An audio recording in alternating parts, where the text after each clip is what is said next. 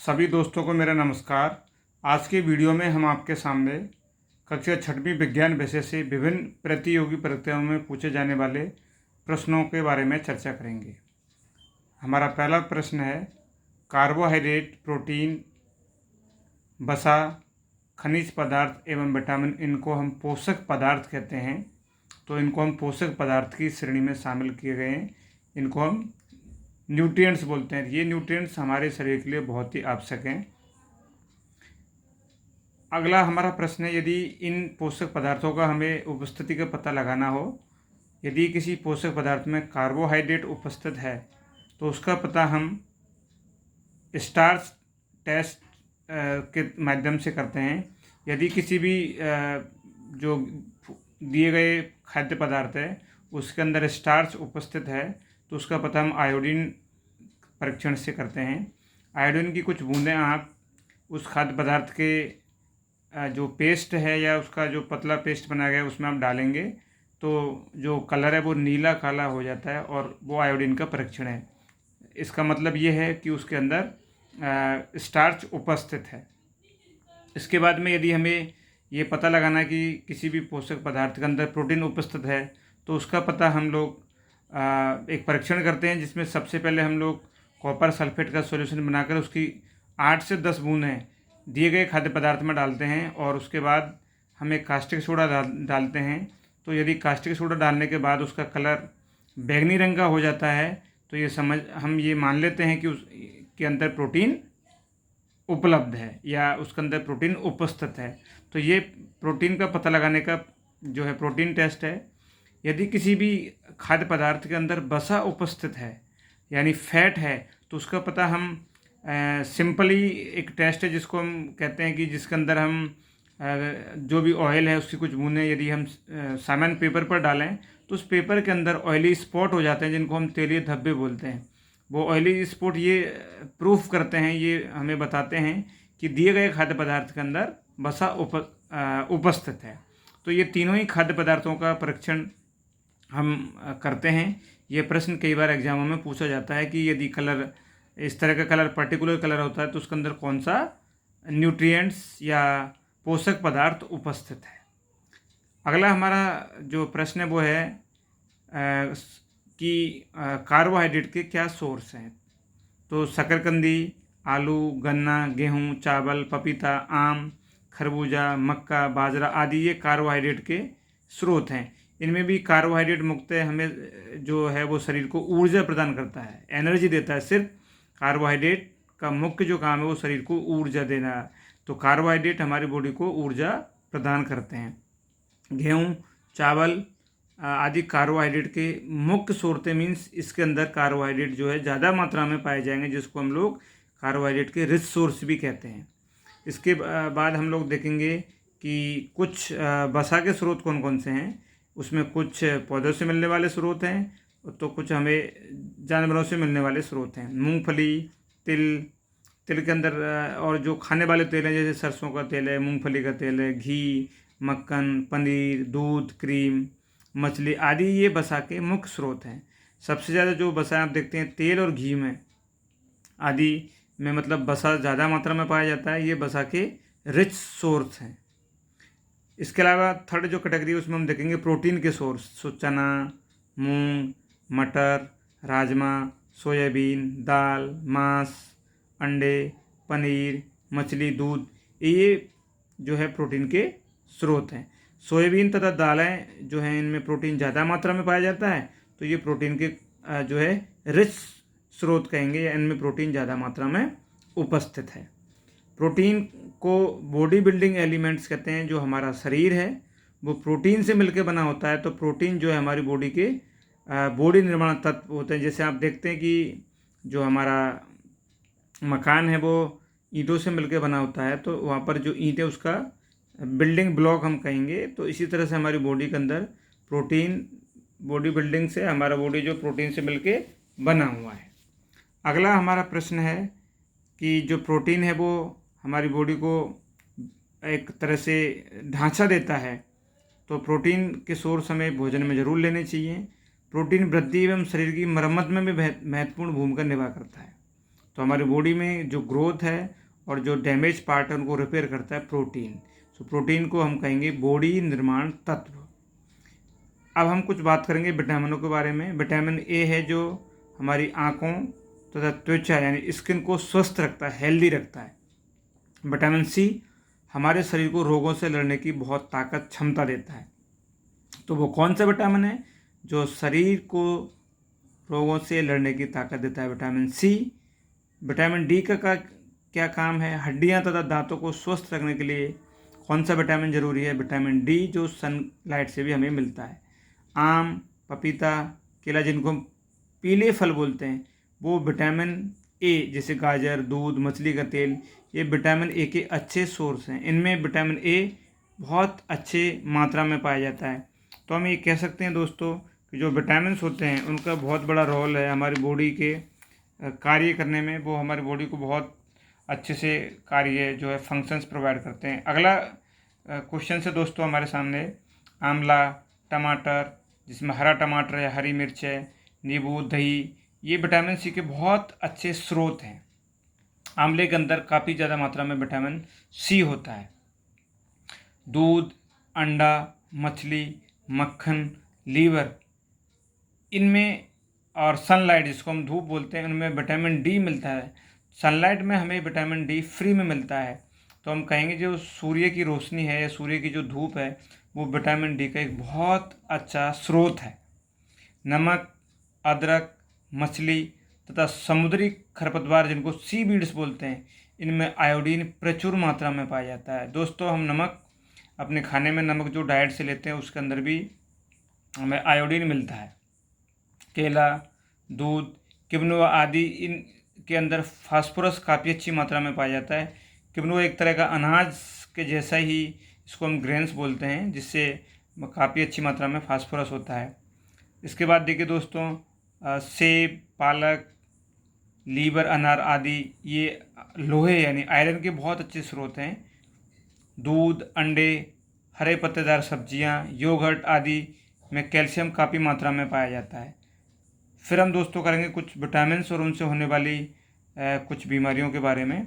Vitamin C जो है एक ऐसा विटामिन है जो सब्जियों को बहुत ज़्यादा पकाने से या फलों को बहुत ज़्यादा धोने से नष्ट हो जाता है, तो वो विटामिन सी है। ये प्रश्न भी एग्जाम में कई बार पूछा जाता है। विटामिन ए की कमी से हमारी दृष्टि कमज़ोर हो जाती है, जिसको हम रात में कम दिखाई देने जाता है, यानी कि लो विजन। विटामिन बी1 की कमी से बेरी नामक रोग हो जाता है। इस रोग में बहुत कम एनर्जी मिलती है हमारी बॉडी को, हम काम नहीं कर पाते हैं। विटामिन सी की कमी से दोस्तों स्कर्वी रोग हो जाता है, जिससे मसूड़ों में खून आने लगता है। विटामिन डी की कमी से रिकेट्स नामक रोग हो जाता है, जिसमें हड्डियां और मांसपेशियां बहुत कमज़ोर हो जाती है। कैल्शियम की कमी से यदि बॉडी में कैल्शियम नहीं है तो हड्डियां तथा दांत कमज़ोर हो जाते हैं। तो हड्डियां, दांतों को मजबूत रखने के लिए कैल्शियम बहुत ज़रूरी है। आयोडीन की कमी से गलगंड यानी घेंगा रोग हो जाता है, जिसमें हमारी गर्दन वाले हिस्से में जो थायराइड ग्लैंड्स होती है उसके अंदर सूजन आके वो लटक जाती है। लोहे की कमी से एनीमिया, जिसको हम खून की कमी या रक्त अल्पता भी कहते हैं, ये बीमारी हो जाती है। विटामिन जो बी है उसको हम दोस्तों कॉम्प्लेक्स विटामिन कहेंगे, क्योंकि ये जो है आपके vitamin B1, vitamin बी2, vitamin B3 से लेकर के विटामिन बी12 तक होता है, इसलिए इसको बोलेंगे हम लोग कॉम्प्लेक्स, यानी एक जटिल विटामिन के नाम से इसको हम जानते हैं। विटामिन के की कमी से हमारे शरीर में रक्त का थक्का नहीं बन पाता, तो विटामिन जो के है वो रक्त के थक्के बनाने में बहुत हेल्प करता है। विटामिन बी12 की कमी से भी एनीमिया यानी खून की कमी हो जाती है। इसको दूर करने के लिए हम लोग या तो इंजेक्शन या दवाइयाँ लेते हैं। विटामिन ए, डी, ई तथा के ऐसे विटामिन हैं जो फैट के अंदर डिजॉल्व हैं, घुलनशील हैं, बट विटामिन बी और सी जो पानी में घुलनशील हैं, इसलिए ये ऐसे विटामिन हैं जो हमारी बॉडी से डेली बाहर निकल जाते हैं। तो विटामिन बी और सी की अच्छी मात्रा हमें भोजन में लेनी चाहिए। इसके अलावा दोस्तों ये क्वेश्चन कई बार बहुत प्रतियोगी परीक्षा में पूछा जाता है कि विटामिनों के रासायनिक नाम क्या है। सो विटामिन ए को हम रेटिनॉल बोलते हैं, विटामिन बी1 जिसको हम थाइमिन बोलते हैं, विटामिन बी2 जिसको राइबोफ्लेविन बोलते हैं, विटामिन बी3 नियासिन बोलते हैं, विटामिन 9 फॉलिक एसिड, इसकी गोलियाँ ये दी जाती है जिनको खून की कमी होती है, विटामिन B7 को बायोटीन बोलते हैं, विटामिन B12 को कोबालामिन बोलते हैं, विटामिन C का साइंटिफिक नाम एस्कॉर्बिक एसिड है, विटामिन जो अपना E है उसको टैकोफ्रोल बोलते हैं, विटामिन जो हमारा D है उसको कैल्सिफ्रोल बोलते हैं, एंड विटामिन K को फाइटोनाइडियोनी बोलते हैं। इसके साथ में देखिए दोस्तों, यदि हम भोजन में 1 ग्राम वसा ले रहे हैं तो उसे हमें 1 ग्राम कार्बोहाइड्रेट की तुलना में ज़्यादा एनर्जी मिलती है। 1 ग्राम वसा से हमें लगभग 9 कैलोरी तथा 1 ग्राम कार्बोहाइड्रेट से हमें 4 कैलोरी ऊर्जा मिलती है। अभी देखिए, इसके अलावा हम दोस्तों देखेंगे आगे और अलग अलग जो प्रश्न एग्जाम में पूछे जाते हैं। कक्षा 6वीं की जो साइंस है उससे देखिए आप, कपास, जूट, रेशम, ये ऐसे रेशम जो उनको हम प्राकृतिक रेशों के नाम से जानते हैं। Nylon, rayon, polyester, acrylic, Teflon आदि कुछ ऐसे रेशे हैं जो कृत्रिम रेशे हैं, जिनको मानव निर्मित रेशे भी कहा जाता है। कपास को कपास के फल यानी कॉटन बॉल से प्राप्त किया जाता है। ये एग्जाम में पूछा जाता है कि कपास किससे मिलता है, उसके सीड से या फल से, तो फल से मिलता है। जूट के रेशे उनके तने से प्राप्त किया जाता है। तने को सड़ाकर और उससे उस छिलके को अलग किया जाता है, उससे जूट बनता है। कपास से हम जो बीज अलग करते हैं उस प्रोसेस का नाम है गिनिंग प्रोसेस। रेशे से यार्न बनाने की जो प्रक्रिया है उसको हम स्पिनिंग बोलते हैं, और रेशे से धागा से हम कपड़े बनाते हैं। समुद्र के पानी से नमक जो हम प्राप्त करते हैं वो बाष्पीकरण यानी इवोपरेशन से हमें प्राप्त करते हैं। हम जानते हैं दोस्तों, जितने भी भौतिक परिवर्तन है वो उत्क्रमणीय होते हैं, मीन्स वो वापस अपने मूल रूप में आ जाते हैं, और जितने भी रासायनिक परिवर्तन है वो अनुत्क्रमणीय होते हैं, अपने मूल रूप में नहीं आते। यदि हम पौधों का विभाजन देखें दोस्तों, तो पौधों को शाक यानी कि हर्ब, झाड़ी यानी कि श्रब तथा वृक्ष में हमने विभाजित किया गया। इसके अलावा इनको हम क्लाइंबर्स तथा क्रीपर्स 2 अन्य कैटेगरियों में भी विभाजित करते हैं, यदि उनका तना सपोर्ट करता है या नहीं करता। पौधों में जो स्टोमेटा है उनकी सहायता से पानी अधिक मात्रा है वो वाष्प के रूप में बाहर निकलती रहती है। इस प्रक्रिया को हम बाष्पोत्सर्जन कहते हैं। एक पुष्प के एक्चुअली में हम यदि प्रारूपिक भाग देखें तो पुष्प के 4 भाग होते हैं। दल है, भाई दल है, जायंग और पुमंग है। जिसमें हम देखेंगे दल और भाई दल वो पुष्प के अनावश्यक पार्ट होते हैं, लेकिन जायंग और पुमंग जिनको हम एंड्रोसियम और गाइनोसियम बोलते हैं वो पुष्प के जो अलग अलग, जैसे जो एंड्रोसियम है उस पुष्प का मेल पार्ट होता है, गाइनोसियम पुष्प का जो है नर पार्ट होता है। जन्म के समय में बच्चों लगभग हड्डियों की संख्या 300 होती है, लेकिन जुड़कर के बाद में जो एडल्ट पर्सन है उसमें ये हड्डियों की संख्या 206 हो जाती है। हम देखते हैं दोस्तों, जो हमारा ऊपर जबड़ा तथा सिर के मध्य की जो जॉइंट है वो फिक्स होते हैं, स्थिर जॉइंट होते हैं, वो मूव नहीं करते। हमारे हाथ पैर में टोटल 27 हड्डियाँ होती हैं। हमारे जो पैर है उसमें कुल 26 हड्डियाँ होती हैं। अस्थिपंजर जिसको रिब केज बोलते हैं उसमें 12 जोड़ी अस्थियाँ होती हैं। मानव शरीर में यदि हम मांसपेशियों की बात करें तो 639 मांसपेशियाँ होती हैं। पक्षियों की हड्डियाँ खोखली वे बहुत हल्की होती है, जो उनके अनुकूलन के लिए सूटेबल है। मछलियाँ जल में घुली हुई ऑक्सीजन लेती हैं, इसलिए वो जल से बाहर निकालने पर मर जाती हैं। जो कैक्टस होता है उसमें तना ही प्रकाश संश्लेषण का कार्य करता है।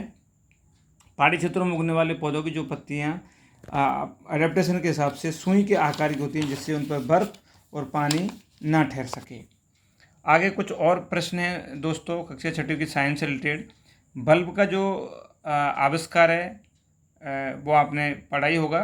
बल्ब का थॉमस अल्वा एडिसन ने किया था। इसका जो टंगस्टन है दोस्तों वो फिलामेंट धातु है उसका बना होता है, जिसका उच्च प्रतिरोध और उसका उच्च गलनांक भी होता है। हमारा शरीर जो है विद्युत का सुचालक होता है, गुड कंडक्टर होता है, और मोस्ट ऑफ जो धातु हैं मेटल्स हैं वो विद्युत की सुचालक यानी गुड कंडक्टर होती हैं। प्राकृतिक मैग्नेट को हम मैग्नेटाइट बोलते हैं, जो एक नेचुरल जो रॉक है उसमें उपस्थित होता है और ये कमज़ोर होता है। मैग्नेट के समान ध्रुव यानी कि नॉर्थ पोल में प्रतिकर्षण तथा उनके असमान ध्रुव यानी नॉर्थ साउथ पोल में आकर्षण होता है। एक स्वतंत्र रूप से लटकाए गए जो चुंबक है वो हर हमेशा उत्तरी दक्षिणी ध्रुव में अपना दिशा बताता है। चुंबक को यदि हम गर्म करें, उसको पीटें या उसको ऊपर से हम पटकें तो उसके अंदर चुंबकत्व जिसको मैग्नेटिज्म बोलते हैं, यानी कि जो अट्रैक्शन और जो रिपल्सन का पावर है वो ख़त्म हो जाता है। यदि हम वायु में विभिन्न गैस हैं उनके बारे में हम देखें तो सबसे पहले वायु जो है वो ऑक्सीजन, नाइट्रोजन, कार्बन डाइऑक्साइड तथा जलवाष्प तथा धुएं से मिलके, धूल व धुआं से मिलके बनी हुई है। वायु में कार्बन डाइऑक्साइड का जो मात्रा है वो 0.03% है, ऑक्सीजन 20.95% है और नाइट्रोजन जो है 78% है, आर्गन 0.093% है और दूसरी गैसें से वो 1 से भी बहुत कम परसेंट है। घुटने तथा यदि हम अब शरीर में जोड़ की बात करें तो कंधे की संधि व कूल्हे की संधि जो है बॉल एवं सॉकेट संधि का उदाहरण है। घुटने तथा कोहनी की जो संधियाँ हैं वो हिंज संधि का उदाहरण है। गर्दन तथा हथेली के बीच में जो संधि पाई जाती है उसको पिवोटल संधि के नाम से हम जानते हैं। और जो भौतिक परिवर्तन होते हैं उनमें भौतिक गुणों में ही परिवर्तन होता है, जो रासायनिक परिवर्तन है उनमें रासायनिक गुणों में ही परिवर्तन होता है। तो दोस्तों, इस तरह से ये वीडियो आपके लिए बहुत ही उपयोगी है। इसमें हमने कक्षा 6 की जो विज्ञान है उसमें से जो जनरल क्वेश्चन विभिन्न राज्य स्तरीय या केंद्र स्तर पर होने वाली प्रतियोगी परीक्षा में पूछे जाते हैं, ये आपके लिए वीडियो बहुत ही उपयोगी होगा। आप सभी को बहुत बहुत धन्यवाद।